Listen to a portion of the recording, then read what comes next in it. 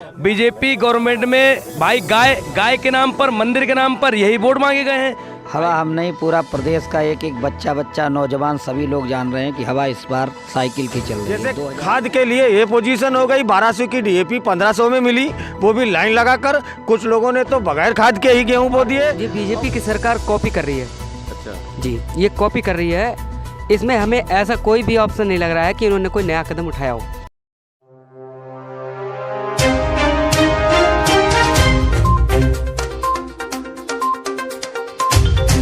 नमस्कार, मैं हूं अनिल मिश्रा और आप देख रहे हैं सिटी टाइम्स के खास कार्यक्रम नुक्कड़ टॉक्स। आज हम बात करेंगे किसकी लहर चल रही है, किसकी हवा चल रही है और 2022 में यहाँ किसको विधायक बनाना चाह रही है और कौन मुख्यमंत्री बनेगा, किसकी सरकार बनेगी। हाँ भैया, क्या माहौल चल रहा है, किसकी सरकार बनेगी?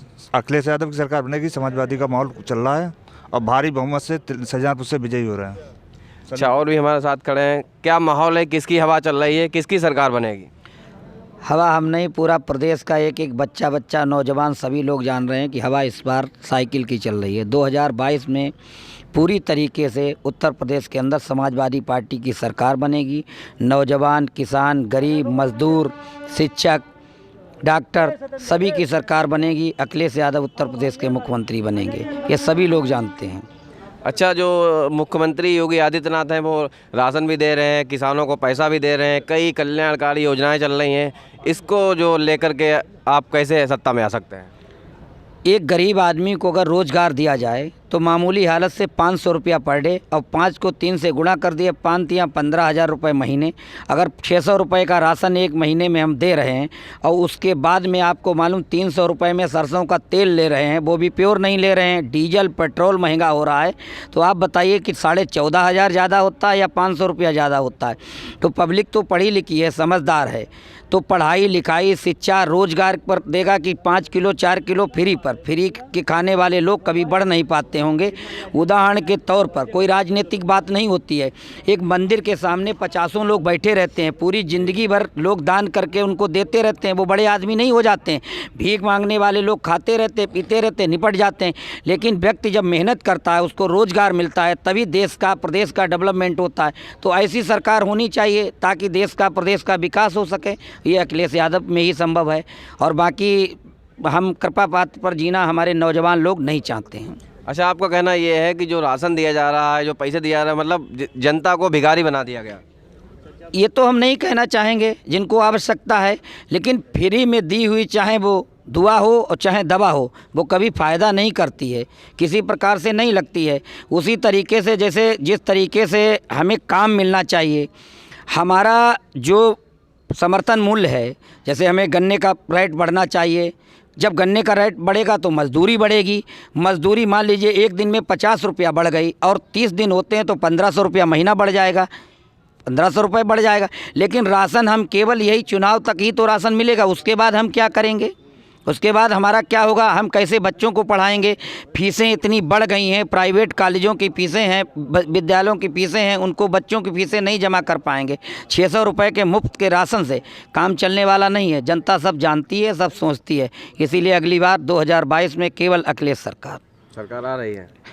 किसका माहौल चल रहा है भैया, किसकी सरकार बनेगी? देखिए, ये तो आवाम को देख के ही आपको लग रहा होगा कि माहौल किसका चल रहा है। उत्तर प्रदेश के अंदर ये समझ लीजिए जनता ने पूरी तरीके से मन बना लिया है बदलाव। अच्छा, बदलाव का मन बना लिया है। आप अंदाज़ा लगा लीजिए कि 2017 में जो ये मैनिफेस्टो जो होता है, ये एक तरीके से गारंटी कार्ड होता है पार्टी का और जनता का। इन्होंने जो वादे किए थे, सबसे पहले वादा किया किसानों की आय हम दुगनी करेंगे। क्या आय दुगनी हुई? कोई आय दुगनी नहीं हुई। कोरोना काल को उठा के आप देख लीजिए, जितना व्यापारी वर्ग है उनका काम बंद रहा कोरोना काल में। क्या बिजली का बिल माफ़ हुआ? क्या किसानों की जो सिंचाई के लिए बिजली थी, क्या वो तो बिजली का बिल हाफ कर दिया? अरे अब कर दिया। आप तो जाते जाते कर रहे हो, देख के कर रहे हो, डर के कर रहे हो, डर के कर रहे हो, आप डर रहे हो। आपने माहौल देख लिया, आपने देखा कि किस तरीके से माननीय अखिलेश यादव जी के विजय रथ में रात में देखिए सैकड़ों की हुजूम उमड़ पड़ रहा था। उसको देखते हुए आपने लॉकडाउन लगा दी। ये घबराहट है, बौखलाहट है और ये जाने के संकेत हैं। ये मन बना, ये चुनाव जो है जनता ने बदलाव का पूरा मन बना लिया है।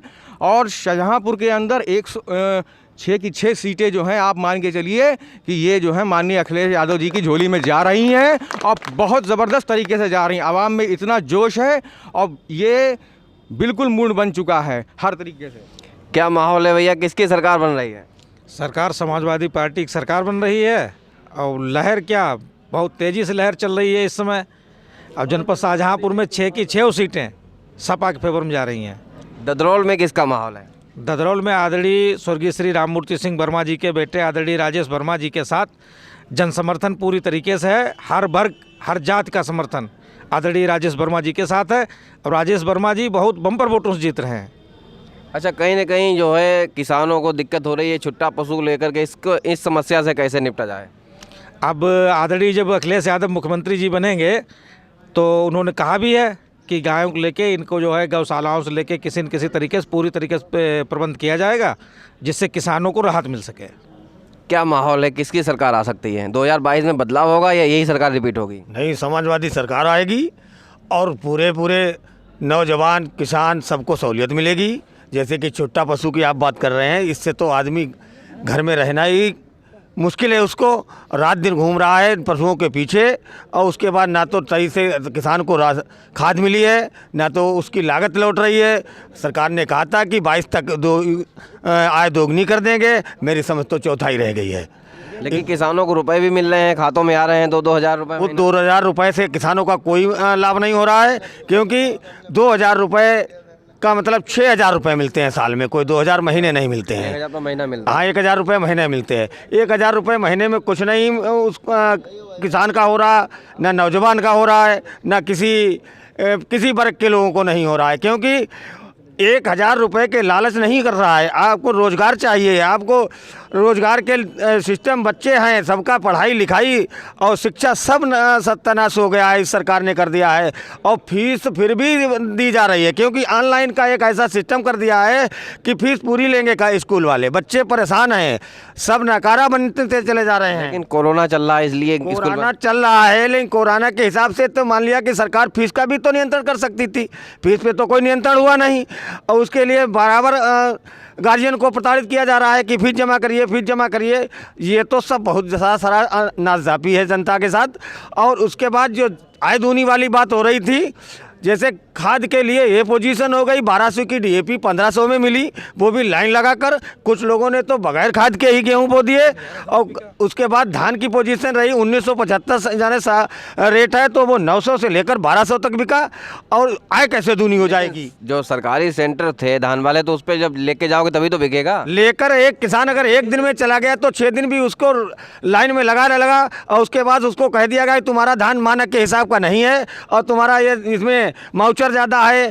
फिलहाल इतना परेशान कर दिया गया कि किसान वहाँ से अपना लेकर औने पौने दामों में उन्होंने खरीदा, तो वो सब माउचर ठीक हो गया। अच्छा, जो खरीदारी हुई, बम्पर हुई, टारगेट ज़्यादा हुई, ये धान आया कहाँ से? टारगेट तो अब मैंने भी देखा है, 3 साल से देख रहे हैं सरकार में, क्योंकि 15 दिन में 3.5 महीने में तो का सीजन होता है इसका सेंटर का, तो इसमें 1 महीने में तो पोजीशन ये रही कि टारगेट 17% ही हो पाया।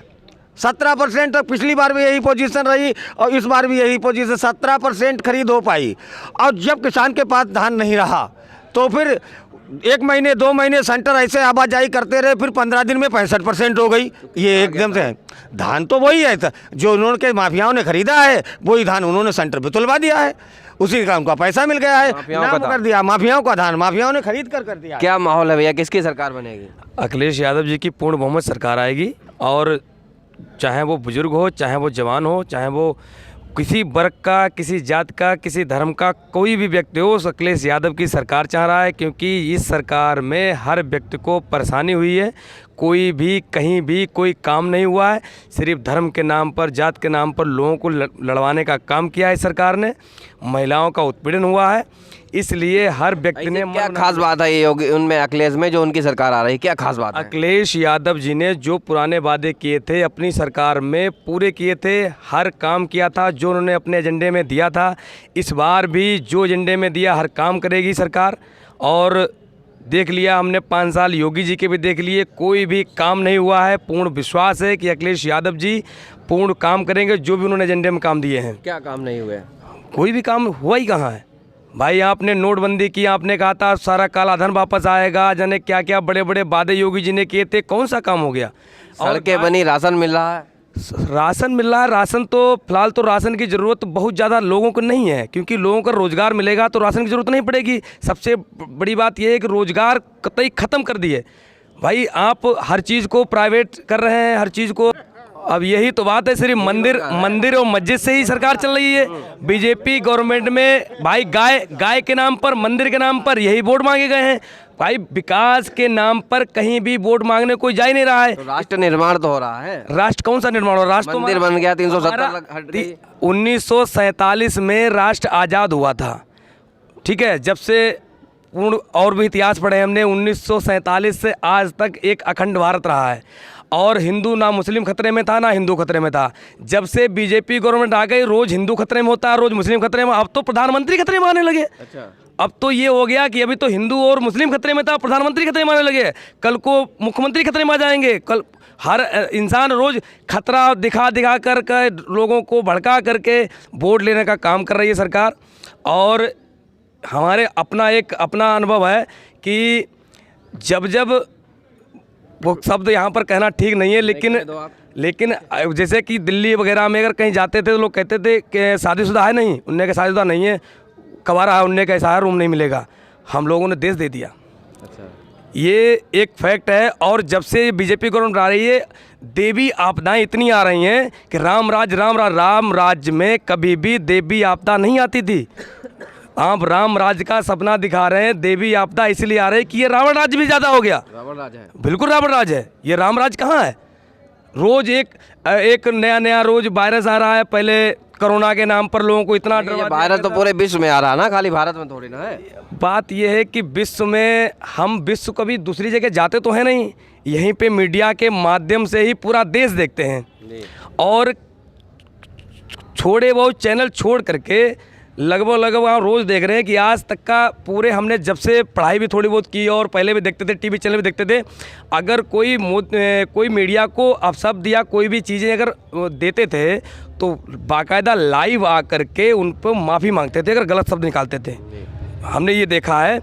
आज की रोज़ हम देखते हैं, रोज़ न्यूज़ चैनलों पर भी देखते हैं, मोदी मीडिया, गोदी मीडिया, ये सब चल रहा है। क्यों चल रहा है? कोई माफ़ी नहीं मांग रहा, क्योंकि वाकई में सही कह रहे हैं। क्योंकि मीडिया अगर लोगों को भड़काएगी, लोगों को गलत निर्देश देगी, लोगों को गलत दिशा पे ले जाएगी, तो लोग वाकई में कहेंगे कोई माफ़ी नहीं मांग रहा, कोई मीडिया से वो नहीं कर रहा। मीडिया क्योंकि गलत मीडिया दिखा रही है।